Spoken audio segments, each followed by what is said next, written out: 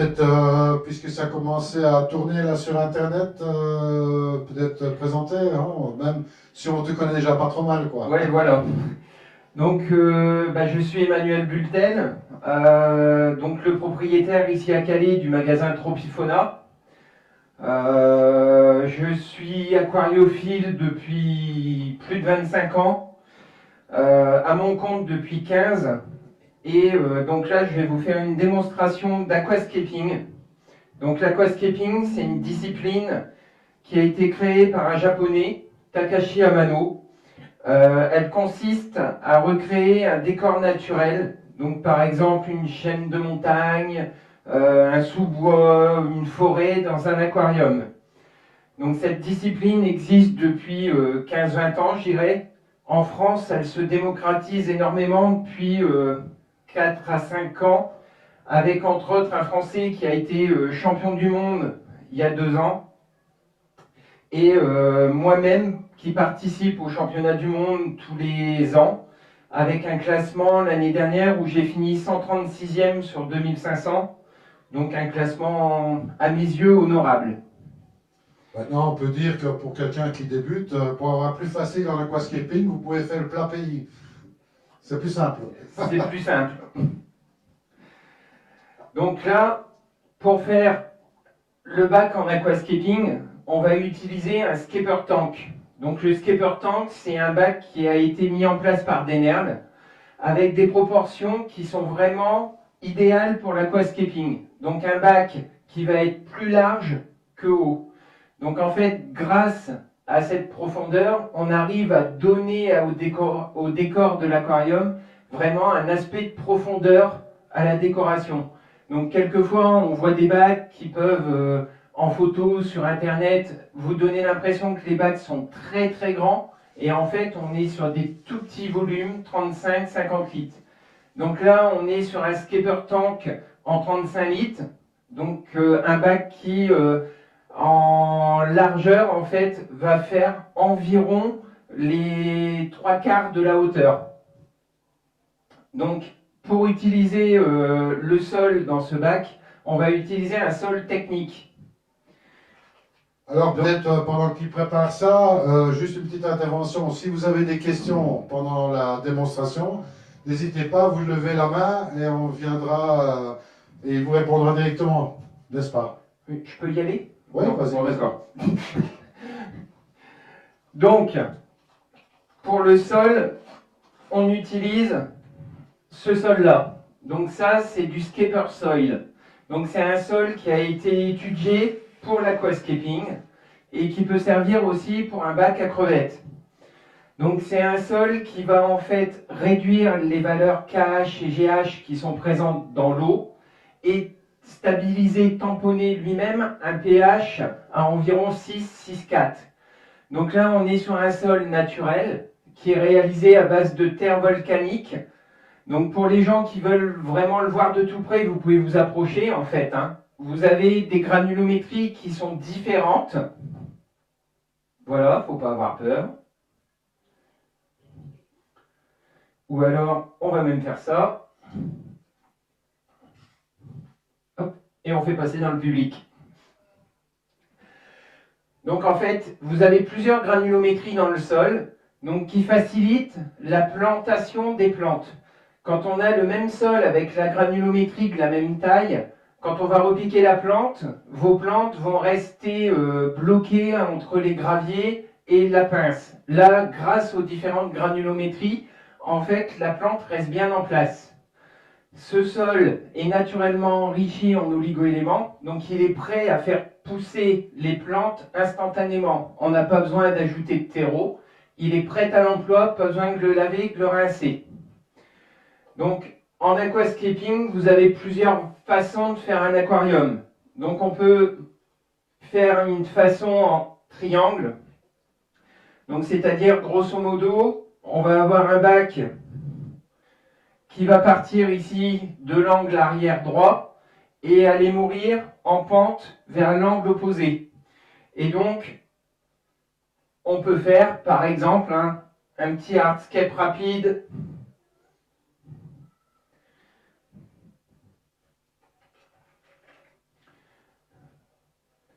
donc qui pourrait éventuellement donner ça.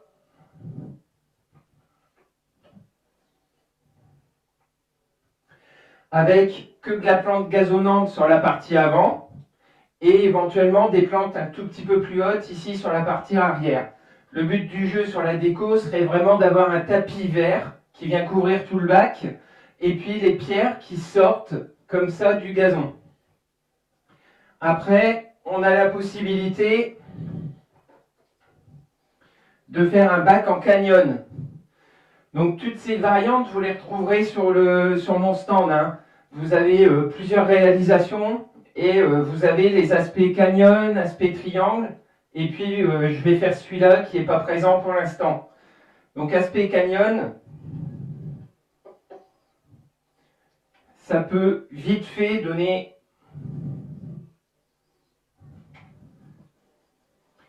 quelque chose comme ça, où on pourrait très bien y mettre des racines ici, avec des plantes autour des racines. Et sur cette partie-là, donc soit on met une plante gazonnante, soit on utilise un gravier d'une autre couleur, type sable blanc ou gravier naturel. Et après, vous avez un bac purement Iwagumi. Donc l'Iwagumi, c'est une discipline dans l'aquascaping. Donc on va utiliser uniquement des pierres. Donc uniquement les pierres qui vont sortir du sol avec des plantes gazonnantes. Donc en général, on utilise une, voire deux variétés de plantes. Et on a vraiment cette sensation de quelque chose qui sort d'un gazon. Donc là, on va faire une légère bosse au milieu avec une pente vers l'avant.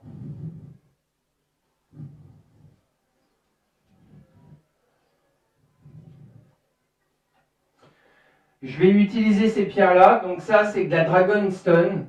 C'est une des pierres qu'on utilise le plus en aquascaping. Elle est complètement neutre, pas calcaire.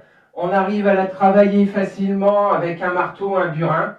Donc on peut casser les morceaux, on peut la former. Donc là, je vais en mettre une ici.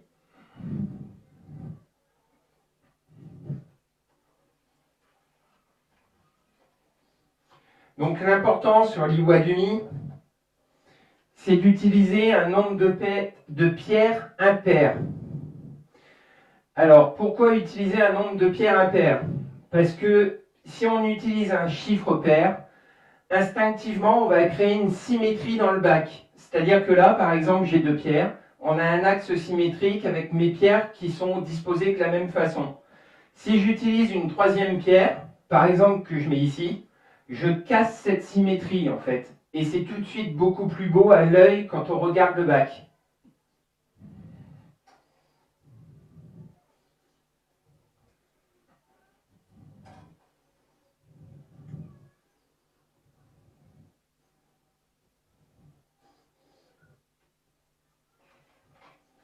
Est-ce que des personnes ont des questions à poser ou... Non, personne? C'est bien. Donc là, j'ai fait ce qu'on appelle le hardscape du bac, en fait, hein. Donc là, c'est la décoration à sec. Donc, on utilise soit les pierres en Iwagumi, ou effectivement, on peut utiliser des racines. Donc, pour ceux que ça intéresse, demain, je vais refaire un bac un peu plus petit en volume, donc un petit nano 20 litres. Par contre, sur le nano, je vais utiliser des racines. Donc, on aura une décoration complètement différente. Donc là, je vais mettre en plante gazonnante de la glossostigma. Donc la glossostigma, je vous la présente. Donc c'est une plante comme celle-ci en fait. Donc plante en culture in vitro. C'est-à-dire que c'est de la plante qui est cultivée en laboratoire. Elle est garantie sans algues, sans pesticides, sans escargots, sans planaire pour les gens qui font des bacs à crevettes. Donc cette plante, elle est déjà en culture immergée. C'est-à-dire que quand on la repique, elle va reprendre tout de suite et beaucoup plus facilement que les plantes en pot noir qu'on peut trouver en magasin et que je vends également. Les plantes en pot noir, en fait, c'est des plantes en culture émergée. Donc, c'est-à-dire que chez Dennerl en Allemagne, quand ils cultivent les plantes, En fait, elles sont sur des tables, comme les chrysanthèmes au moment de la Toussaint, ou les plantes là en ce moment qu'on peut voir dans les serres. Donc les pots sont dans l'eau et une pulvérisation d'eau se fait tous les temps de temps.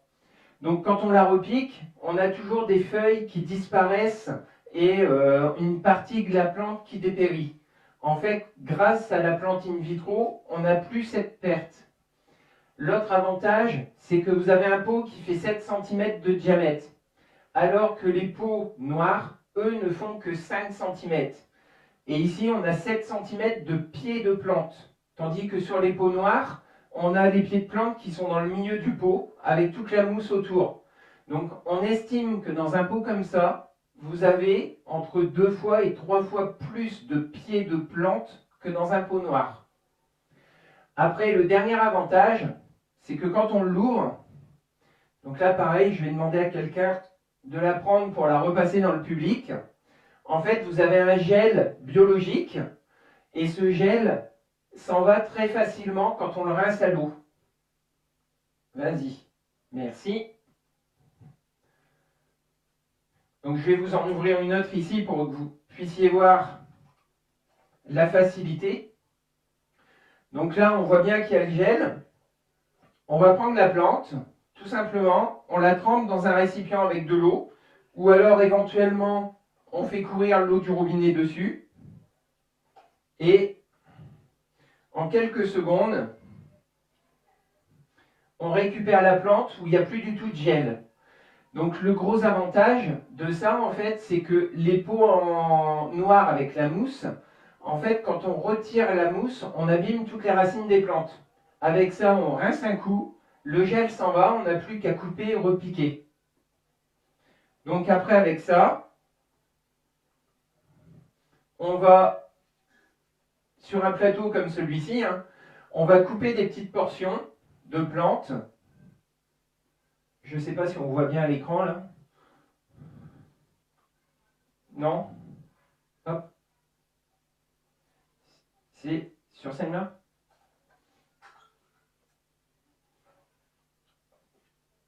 Voilà.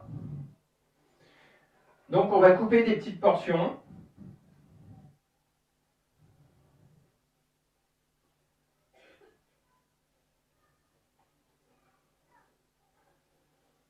Donc sur un pot comme ça, on fait à peu près 8 à 10 pieds de plante. Merci.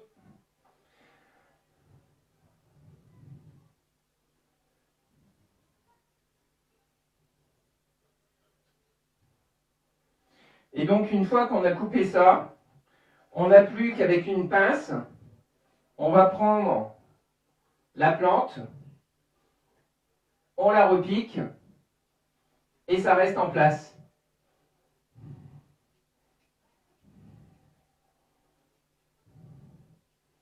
Donc vous voyez, c'est ma pince qui va creuser.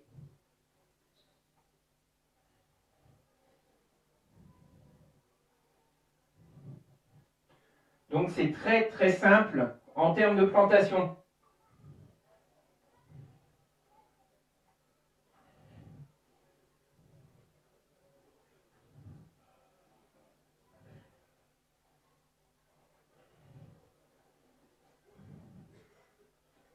Donc est-ce que quelqu'un a des questions sur les plantes, sur la décoration par elle-même, sur l'installation du bac ou d'autres choses?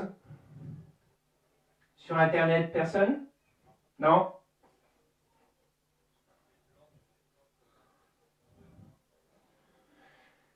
Plante, la profondeur de la plante, c'est ça? Voilà, alors la profondeur de la plante, bon là comme c'est de la plante gazonnante qui n'est pas très très haute, on est dans l'obligation de planter mais de ne pas couvrir la plante, sinon elle va dépérir.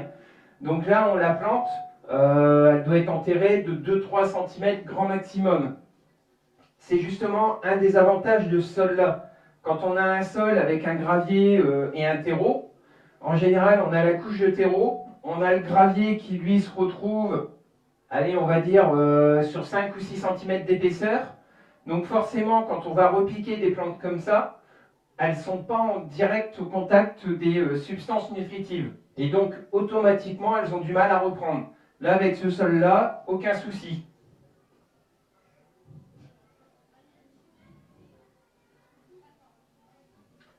D'autres questions? Non?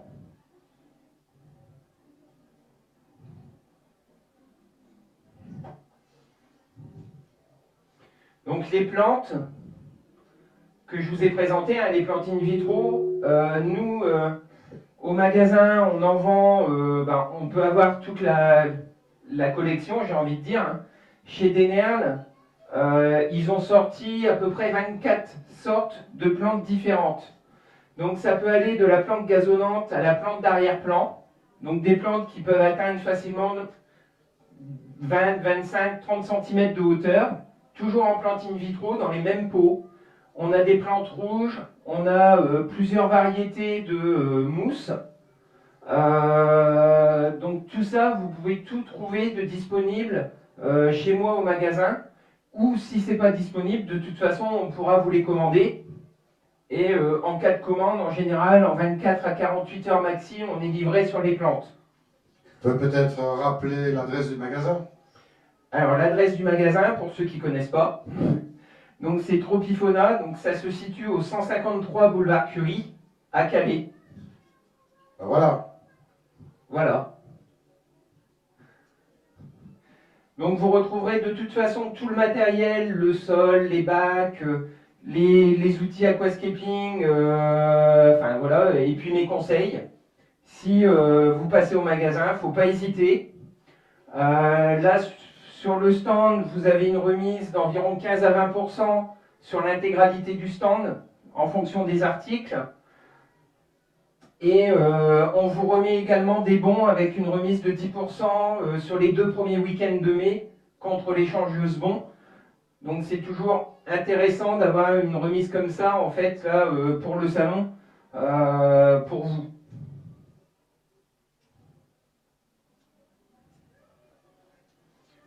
Donc là, je vais décaler un peu.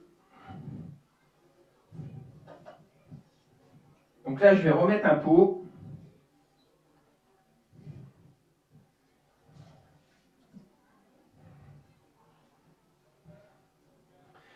Donc sur l'aquascaping, vous avez, par rapport à quelquefois de l'aquariophilie classique, on s'aperçoit qu'on va planter à sec.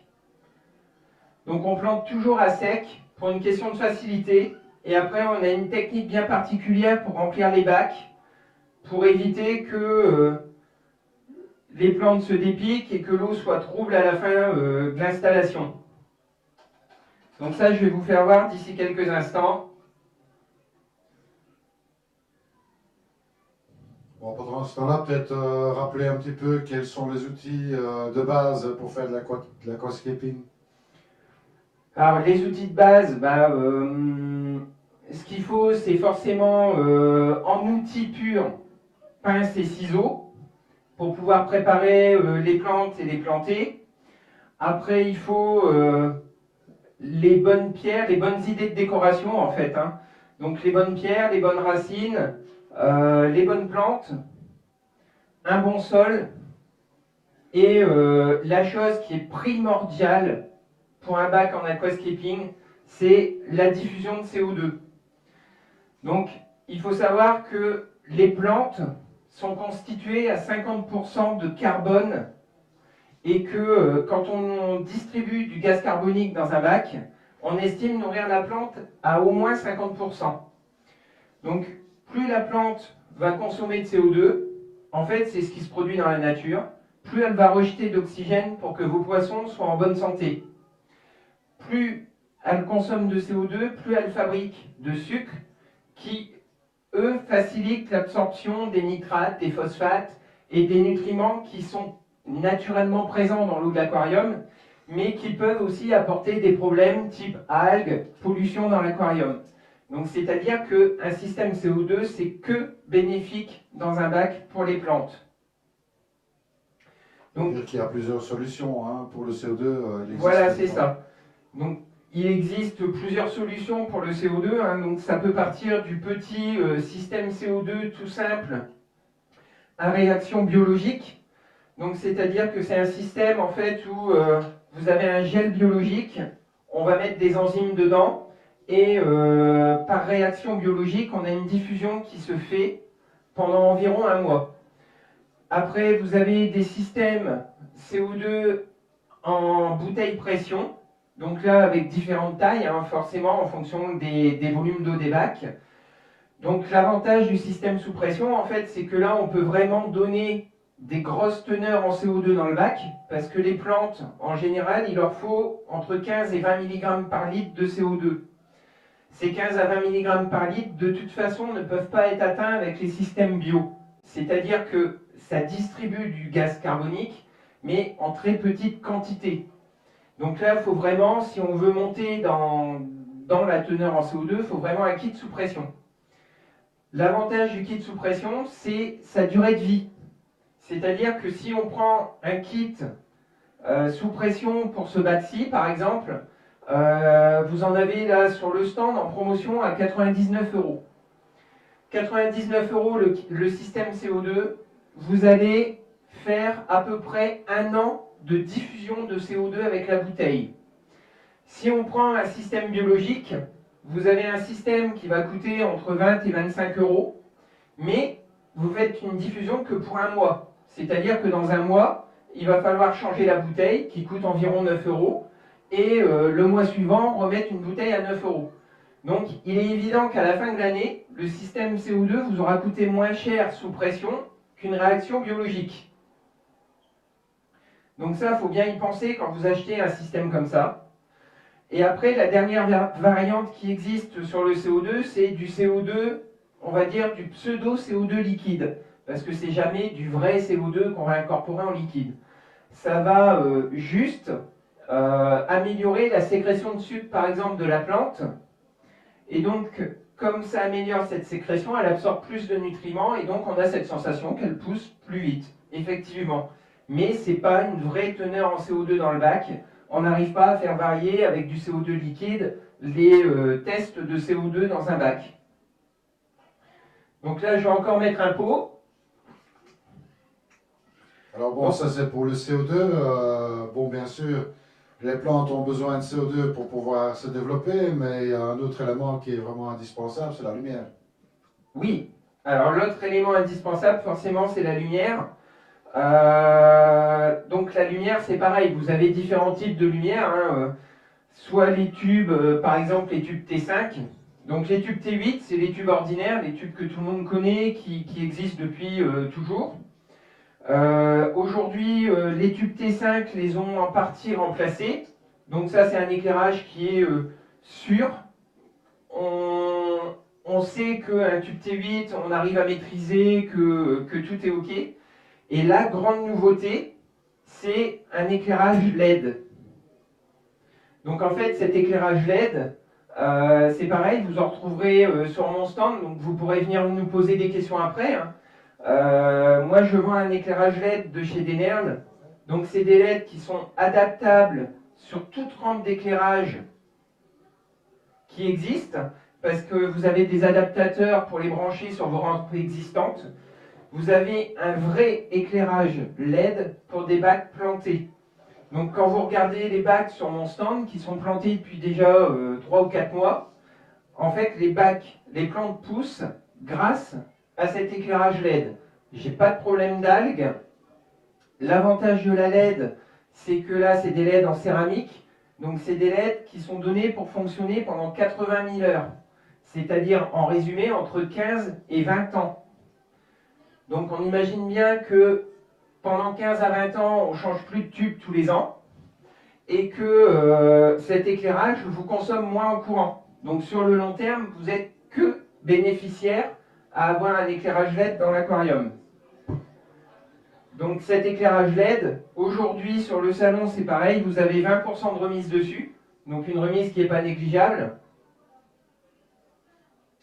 Et je vais vous présenter l'emballage après. Donc là je termine ma plantation. Il me reste quelques pieds. Donc là en tout, on n'a pas utilisé tellement de pots, hein. Comment ? Il n'y a pas tellement de pots qui ont été utilisés. Là j'ai utilisé 6 pots. On rappelle peut-être les mensurations du bac. Alors le bac fait 35 litres, donc 40 cm de long sur 35 de large.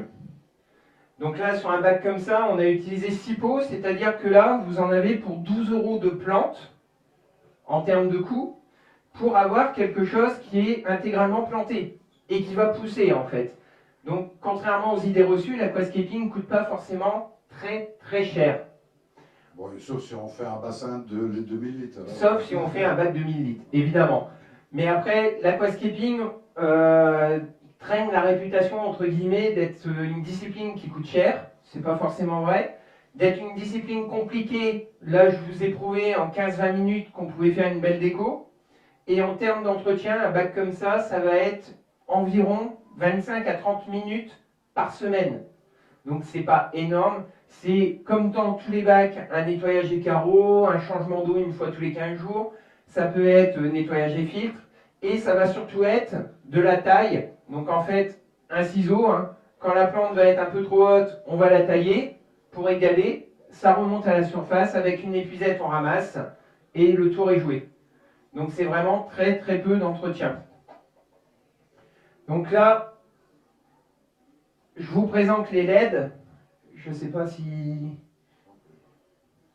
Hop. Donc là, je présente les LED. Donc ça, c'est les nouvelles LED qui sont dispo en magasin. Donc des LED qui sont réglables. Hop, si je retourne ici, donc elles sont réglables avec des petites pattes de fixation. Et on a des adaptateurs aujourd'hui qu'on peut adapter sur n'importe quelle rampe d'éclairage.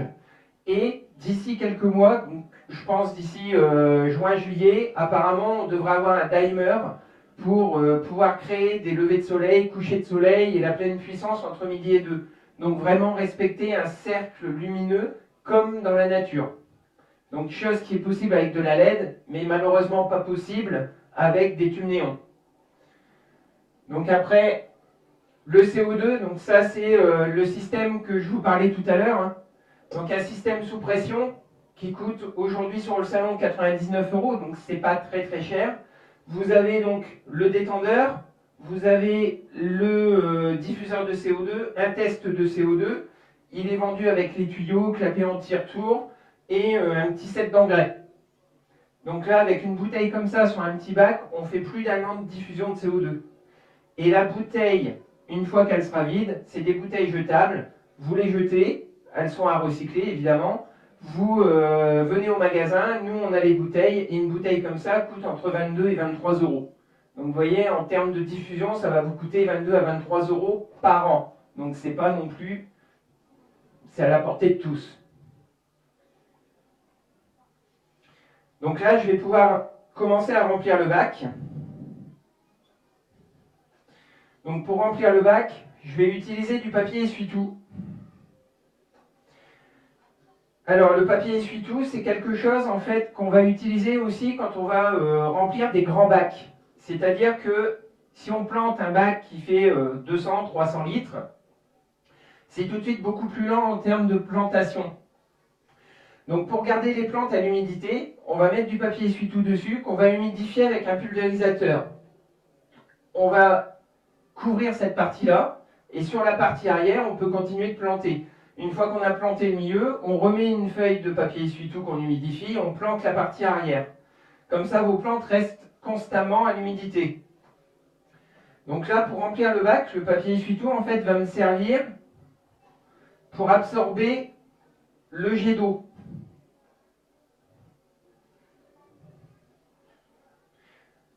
Donc c'est-à-dire en résumé que je vais y mettre le sac de sol dessus.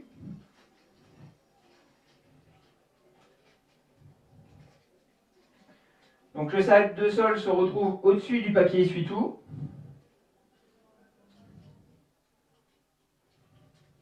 Je pense que c'est une opération très importante, hein, ça permet de garder une eau très claire à la fin du remplissage. Voilà, c'est une opération très importante, c'est pour éviter de remuer tout le sol et ça garde vraiment une eau très très claire à la fin du remplissage. Quand on pratique l'aquascaping comme moi, donc on fait des concours, vous avez deux types de concours. Donc les concours type championnat du monde, où là c'est un concours photo, c'est-à-dire qu'on fait le bac à la maison, un photographe vient prendre les photos et on envoie les dossiers. Et après, vous avez des concours en live, comme si là, on faisait un concours aujourd'hui. Donc il est évident qu'on a une journée pour réaliser un bac, par exemple, de 200 litres comme au championnat de France. Si à la fin de la journée, le bac est noir, qu'on ne voit pas l'eau, qu'on ne voit pas les pierres, qu'on ne voit pas les plantes, les juges ne peuvent pas juger le travail en fait. Donc il faut vraiment avoir une eau bien claire. Là, on va vider l'eau sur le sac plastique, ça absorbe le premier jet. L'eau va couler tout doucement à travers le papier essuie-tout et va traverser le papier essuie-tout pour remplir le bac. Au fur et à mesure, le tout remonte et après on peut tout retirer et on a une eau quasiment claire, nette et limpide comme si le bac avait été fait il y a 3 ou 4 jours. Allez, on va voir ça. On va voir ça.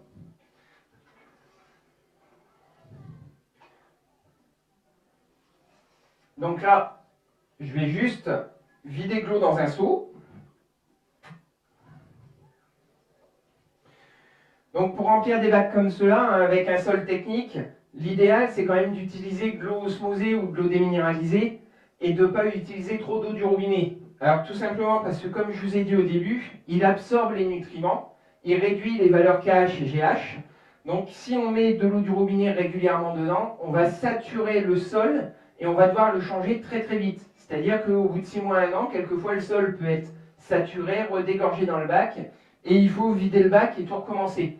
Donc si on y met de l'eau osmosée ou de l'eau déminéralisée et qu'on reminéralise derrière, on arrive à garder un bac comme ça pendant environ 4 à 5 ans.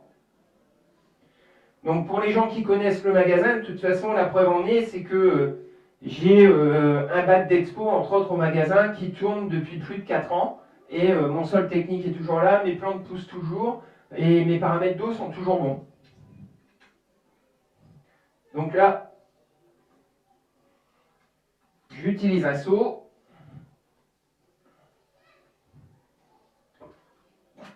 Voilà, un petit coup de main. Un petit coup de main, voilà. Donc là, vous voyez, je vais verser l'eau sur le sac plastique.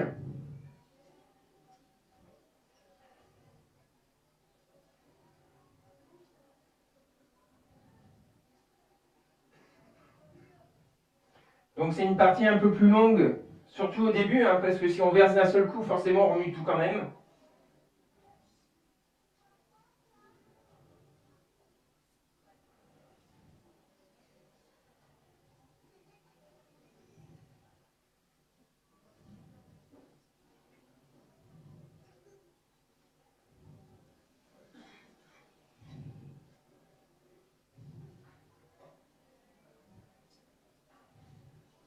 Donc là, ça va prendre quelques minutes.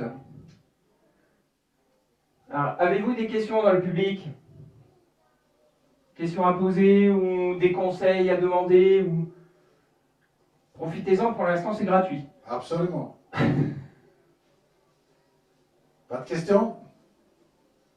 Pas de questions, personne? Je dois être assez explicite. Moi, je pense. Hein. On peut peut-être chanter une chanson, hein, Églo, églo, églo. C'est un peu ça. Les poissons, il faut... ben, Alors, dans l'aquascaping, dans la discipline de l'aquascaping, on va privilégier la décoration à la population en vivant en fait. Donc c'est vrai que ce n'est pas forcément des bacs qui sont orientés pour faire des poissons.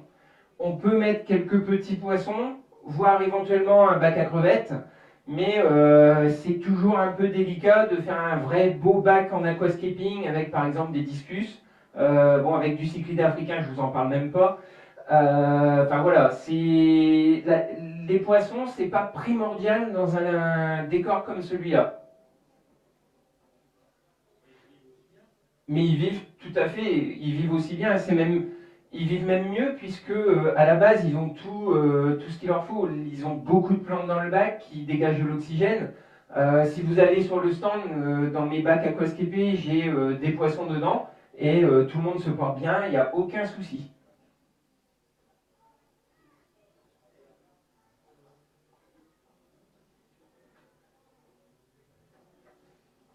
Hop.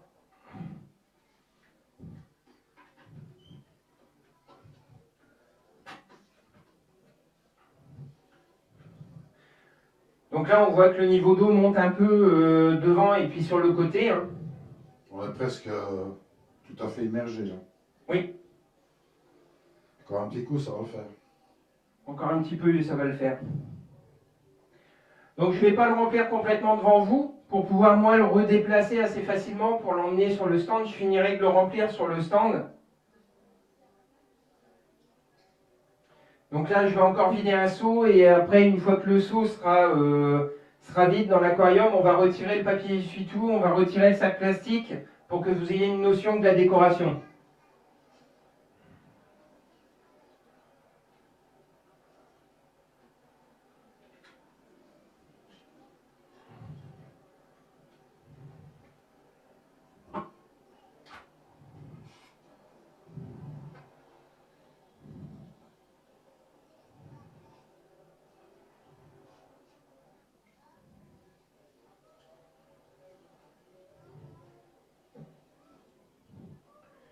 Donc là, les plantes, pour qu'elles poussent bien, il ne faut pas trop les arroser.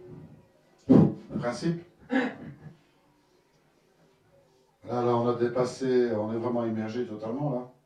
Oui, là, toutes les plantes sont, enfin presque toutes sont immergées. Ah oui, il y a une différence de niveau à l'arrière, Oui. on n'a pas vu. Là, ça se remplit plus vite. Hein. Oui, là, on peut remplir beaucoup plus vite en fait.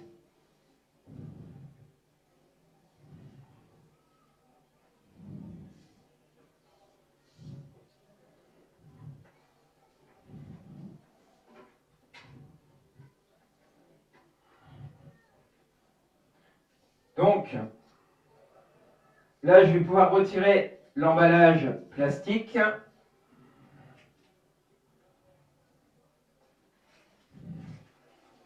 Donc, je vais le mettre en place ici. Alors, je ne vous ai pas présenté cette boîte, en fait, hein, c'est une multibox. Donc, cette multibox, en fait, c'est quelque chose avec lequel je ne peux plus trop me passer, en fait. On peut mettre les outils, on peut acclimater des poissons, on peut faire un peu ce qu'on veut avec. Donc là, ça sert de poubelle, entre autres.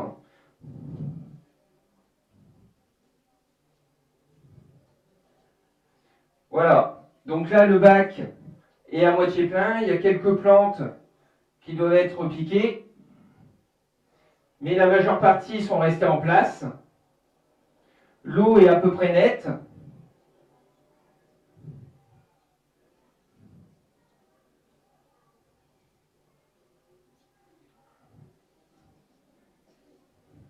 Donc là, on va pouvoir après, par la suite, le déplacer. Je vais le finir en eau sur le stand. Et éventuellement, pour les gens qui sont ici présents, en fait, vous pourrez voir son évolution en passant au magasin. Régulièrement, en fait, vous allez voir l'évolution du bac, comment les plantes vont pousser, à quelle vitesse et comment il va réagir. On rappelle peut-être l'adresse du magasin? Comment? On rappelle l'adresse du magasin? Donc l'adresse du magasin, donc c'est Tropifona à Calais, donc au 153 boulevard Curie. Voilà, numéro de téléphone peut-être? Alors le numéro de téléphone, c'est le 0321 36 47 87. Et vous avez une adresse mail aussi, donc tropifonacalais@yahoo.fr. Et éventuellement, vous pouvez me retrouver aussi sur Facebook. Donc en tapant Tropifona Calais, il y a une page Facebook pour le magasin. Et moi, j'ai un compte Facebook également. Je crois qu'on peut l'applaudir là pour cette réalisation. Merci. Merci à toi. Une bonne soirée.